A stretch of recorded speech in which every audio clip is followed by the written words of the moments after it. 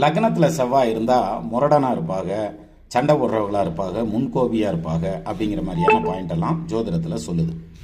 ஆனால் லக்னத்தில் செவ்வாய் இருக்க எல்லாருமே அந்த மாதிரி கிடையாது. ரொம்ப சாஃப்டான ஆளுங்க நிறையா இருப்பாங்க அப்படின்னு ஒரு ரீல்ஸ் போட்டிருந்தேன்.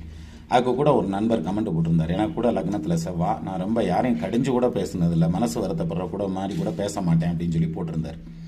ஸோ இது மாதிரி நிறைய விதிவிலக்குகள் இருக்குது. இங்கே நம்ம நேயர் ஒரு பொண்ணு கேட்டிருக்காங்க, அதாவது செவ்வாய் 7ஆம் அதிபதி ஆட்சி நவாம்சத்தில் உச்சம் ரிஷப லக்னம், கணவர் மற்றும் திருமண வாழ்க்கை எவ்வாறு அமையும் அம்மா ஐயான்னு கேட்டிருக்காங்க.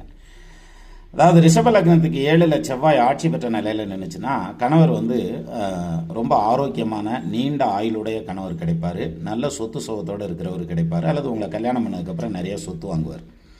ஆனால் முரடனாக இருப்பாரா அப்படின்னாக்க நிச்சயமாக வாய்ப்பு இல்லை. நீங்கள் அப்படி பயப்பட வேண்டியதில்லை. செவ்வாய் கொஞ்சம் நல்ல பொசிஷனில் இருந்தாலே பிரமாதமாக இருக்கும் நல்ல கணவர்.